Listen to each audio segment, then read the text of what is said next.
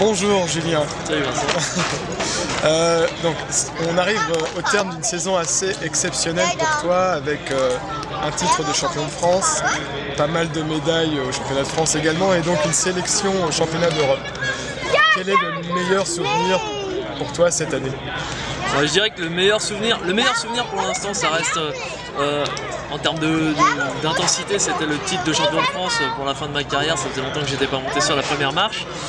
Et après tout a été finalement un plaisir parce que ça a été une année qui s'est déroulée dans de très bonnes conditions, avec un très bon entraîneur avec lequel je me suis éclaté, Mathieu Bauer, et voilà, dans des conditions idéales pour moi. Donc voilà, vraiment un plaisir de chaque instant, sans trop exagérer, je peux dire ça. Non, mais tu fais entrer cette notion de plaisir au premier plan. Ça veut dire qu'avec tout le recul de toutes ces années d'entraînement, ça compte vraiment plus, c'est ça? Oui, tout à fait. Pour moi, ça a toujours été la notion essentielle dans le sport, se faire plaisir. Après, les résultats, pour moi, c'était du bonus. Évidemment, quand on a des résultats, on a encore plus de plaisir. Oui. Mais ça a été du bonus.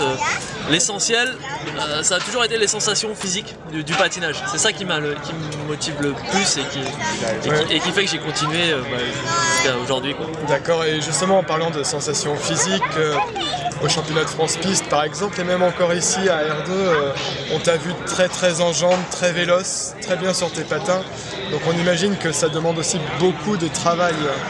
Ouais, tout à fait. Ça faisait 2 ans que j'étais pas aussi sérieux parce que il y avait une petite déception en 2008 suite au championnat du monde de Rerun, où j'étais passé à côté d'un titre de champion du monde. J'ai mis 2 ans à m'en remettre, on va dire, et à trouver des conditions d'entraînement qui me convenaient. Donc le plus important, c'est d'avoir des conditions dans lesquelles on est motivé. Ensuite, le travail, finalement, on n'y pense même plus, quoi. D'accord. C'est plus aussi difficile. D'accord. Alors pour revenir justement à ce qui nous intéresse aujourd'hui, les championnats d'Europe, malheureusement, si j'ose dire, tu finis 2 fois 4e à vraiment pas grand chose sur le 300 et sur le 500. Sur le 300 et le 1000. Le 1000, pardon. Qu'est-ce qui t'a manqué? C'est qu'à ce niveau-là, c'est 3 fois rien, mais... Ce qui m'a manqué, c'est peut-être la continuité. Donc, comme je disais, là, je suis revenu cette année, mais c'est vrai que les 2 années avant, j'étais vraiment en dessous physiquement. J'avais vraiment un niveau en dessous. Donc, il a manqué cette continuité dans les années. Donc là, je remonte. On peut imaginer que si je continue encore un an, le niveau continuera à monter. Mais c'est un peu plus compliqué que ça et du coup on peut pas toujours faire ce qu'on veut. C'est pour ça que je suis très satisfait. Je pense avoir vraiment optimisé mes résultats cette année. Il a manqué voilà, plus d'années d'entraînement, on va dire, enfin plus de séances d'entraînement, voilà, de la continuité. D'accord. Et comme tu l'évoquais en filigrane en fait, c'est ta dernière saison et même ta dernière course, si on a bien compris, ici. Ouais, tout à fait. J'avais pris la décision d'arrêter ma carrière après cette année et c'est aussi pour ça que j'ai vraiment donné le maximum cette année pour arrêter sans regret et essayer de finir sur une bonne note. Avec pour objectif de remonter sur les podiums au championnat de France, de ne pas gagner d'avance, chose que j'ai faite à Valence d'Agen, donc en gagnant le 1000 mètres, 2e du 500 mètres et 3e du 300, donc j'étais très heureux. Et alors cerise sur le gâteau, j'ai du coup gagné ma sélection pour les championnats d'Europe ici à Hird, donc un double bonus. D'accord, tu finis sur une bonne note et sans regret. Et si tu te retournes un petit peu sur l'ensemble de ta carrière, quels sont les moments les plus forts? Les moments les plus forts, on en discutait encore avec Yann Villader ces jours-ci. Ça a toujours été des victoires d'équipe. Enfin, c'est l'équipe de France, c'est les courses en équipe de France vraiment parce que et puis au niveau mondial souvent, là où c'est le plus dur. Et on avait gagné j'ai gagné qu'une seule fois au championnat du monde, c'était par équipe avec Yann en 2006. Moi, c'est le souvenir de la joie la plus intense que j'ai connue dans ma vie, quoi. Donc je l'ai connu grâce au sport et grâce à une course d'équipe.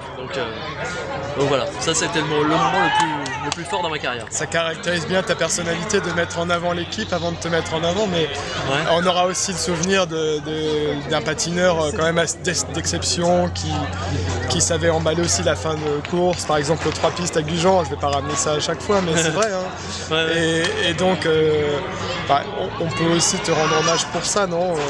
Ouais, c'est vrai que je suis plus un finisseur et forcément les fins de course, les sprints dans la curvée là, comme on peut avoir ici, c'est plus mon truc et c'est vrai que c'est spectaculaire. Donc oui, effectivement,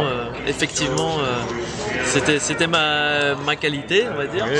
Et voilà, ça m'a permis d'avoir d'excellents résultats par ailleurs. Bon, alors aujourd'hui tu passes le relais, c'est ça? Voilà, aujourd'hui moi j'étais venu au championnat d'Europe sachant très bien que j'avais pas le niveau, par exemple le même niveau que Nicolas Péloquin, qui est aujourd'hui à mon sens un gros espoir pour les années à venir, et puis je dirais même à plus court terme pour le championnat du monde en Corée. Donc mon objectif il était individuel, voilà, essayer de donner le maximum évidemment, faire des médailles si possible, mais c'était avant tout de venir essayer d'apporter mon expérience, parce que c'est bizarre, mais au moment d'arrêter sa carrière, on n'a pas envie que tout ce qu'on a appris, que ça s'évapore en fait. Et quelque part, on a envie d'une transmission, on a envie que les jeunes profitent aussi de ce qu'on a appris, parce que pendant notre carrière, on pense à nous. Essentiellement, c'est un peu égoïste. Parfois il y a des courses d'équipe, on pense aux autres, mais à arriver au terme de sa carrière, on commence à repenser un petit peu aux autres et on se dit tiens, c'est vrai que je cours pour la France, c'est vrai que dans les années à venir on a envie de laisser un patrimoine, si petit soit-il, mais de laisser quelque chose et que les jeunes ne repartent pas à zéro, que tout ce que nous on a pu apprendre on puisse le transmettre, parce que nous c'est aussi les anciens à mon époque qui nous ont apporté beaucoup de choses. Pour remonter Pascal Briand, Arnaud Gical, j'ai fait quelques sélections avec eux et évidemment ils m'avaient apporté beaucoup d'expérience. D'accord, alors c'est juste retransmettre ce qu'on a déjà. Oui, bien sûr. Alors merci Julien pour cette interview et puis merci pour tout en général. Merci à toi Vincent, merci Daniel derrière la caméra. On espère quand même qu'on te reverra de temps en temps sur le bord des pistes. Ouais, bien sûr. De toute façon, mon métier c'est quand même professeur de sport. Je travaille pour la fédération de roller. Là, je vais passer à temps plein justement.